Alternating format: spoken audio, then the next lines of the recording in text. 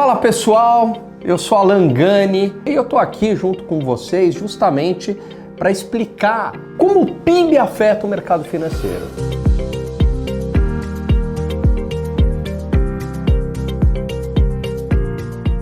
O PIB é um importante indicador para o mercado financeiro. Uma economia em crescimento significa que a demanda agregada do país está maior, aumentando o consumo das famílias, investimento das empresas, gastos do governo e exportações. Significa que a renda está aumentando, portanto, a empresa terá mais facilidade para vender seus produtos, captar recursos, crescer e lucrar.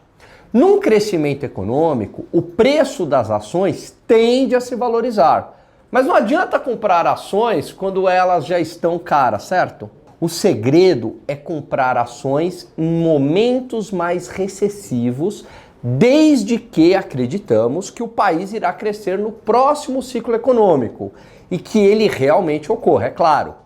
Ou seja, que nossa aposta esteja correta. O ponto é enxergar que a economia vai melhorar antes que todo mundo. Ou seja, quando a possibilidade de maior crescimento econômico ainda não estiver no preço. Isso é fundamental. A partir do momento que todo mundo perceber que a economia está melhorando e vai melhorar ainda mais, a possibilidade de valorização das ações já é bem menor. E como saber para onde está indo o PIB? Se o país irá crescer, se a atividade econômica vai melhorar. Há diversos indicadores de atividade econômica relacionados com o PIB e que nos dão uma boa ideia para onde está indo a economia. É claro que não vou olhar apenas para um indicador, até porque um poderá vir positivo e o outro negativo. Vou analisá-los no conjunto da obra. E quais seriam esses indicadores relacionados à atividade econômica e ao PIB? Por exemplo, temos o IBC-BR do Banco Central, que mede a atividade econômica e é bastante relacionado ao PIB. Temos também a produção industrial do IBGE, a pesquisa mensal de serviços do IBGE, a produção de varejo, os dados de confiança da FGV, e aí tem comércio, serviços, indústria, construção civil, os dados de mercado de trabalho, como a PNAD do IBGE, que mede a taxa de desemprego, e o CAGED, que mede a criação de empregos formais. Temos também os PMIs da indústria, né, que é o índice gerente de compra e de serviços também. Então, basicamente, analisamos os dados de três maneiras. Todos esses dados que eu falei. Comparamos com o ano anterior, com o mês anterior, ou seja, na margem, e eu gosto bastante desta abordagem, porque pegamos uma tendência e também analisamos com a média ou a mediana de mercado, o que o mercado estava esperando. De preferência, é importante checar se o dado já está divulgado sem o efeito da sazonalidade, porque, por exemplo, há meses que as vendas no varejo costumam ser maiores no Natal e menores em fevereiro. Vamos a um caso prático para vocês entenderem por que é importante analisar sem o efeito da sazonalidade. Por exemplo, as vendas do varejo cresceram 0,5% em fevereiro, ante alta de 0,8% em janeiro. Num primeiro momento, analisamos que as vendas cresceram, mas menos que o mês anterior. Olhando apenas o dado isolado, sabemos que houve desaceleração do crescimento menor. No entanto, essa análise pode ser falha, porque já era esperado um menor crescimento em fevereiro por conta da sazonalidade.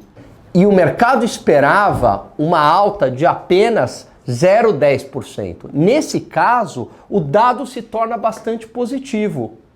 Por isso é bastante importante analisar os dados em relação ao mês anterior, as expectativas de mercado e levar em conta os efeitos sazonais. Além desses dados, é importante analisarmos a taxa de juros. Geralmente, quando a inflação está alta, a taxa de juros sobe para conter a inflação, o que esfria a economia. Se acreditarmos que a taxa de juros irá controlar a inflação, significa que no próximo ciclo, no ciclo seguinte, ela vai começar a ceder. E taxas de juros menores afetam o crescimento econômico. Portanto, é fundamental entendermos em que ponto do ciclo nós estamos. É também, pessoal, interessante analisarmos as perspectivas de crescimento dos Estados Unidos e da China, que acabam nos afetando bastante. Maior crescimento na China e nos Estados Unidos acabam beneficiando a nós aqui, já que somos grandes parceiros comerciais deles. Em suma, todos esses fatores em conjunto dão uma percepção para onde o PIB irá futuramente e, portanto, também para onde irá o mercado acionário, trazendo ótimas oportunidades. Vou resumir aqui para vocês, então, eu tenho que olhar os dados na margem, né, se eles estão crescendo em relação ao mês anterior, geralmente os dados são mensais. Se os dados já estão sem o efeito sazonal, lembra? Falei que isso é bastante importante. E se o dado ele veio acima ou abaixo das expectativas de mercado. Hoje há diversos sites aí aonde a gente tem essas expectativas de mercado, tem o dado do mês anterior, o quanto que o mercado esperava. Então é assim que a gente faz uma análise. E também, de novo, olhar em que ponto do ciclo econômico a gente está. Se a taxa de juros está subindo e aí está penalizando a bolsa, mas está subindo para conter a inflação e aí os preços das ações estão baratos, eu falo, opa, peraí, mas eu acredito que a inflação vai ceder, a taxa de juros vai ceder, a atividade econômica vai voltar, então, pode ser um bom momento de entrada, porque num próximo ciclo, por exemplo, né, o preço das ações tende a subir. Então é assim que a gente faz uma análise, trazendo esse aspecto macroeconômico da atividade econômica, do PIB, afetando o mercado acionário. É isso aí.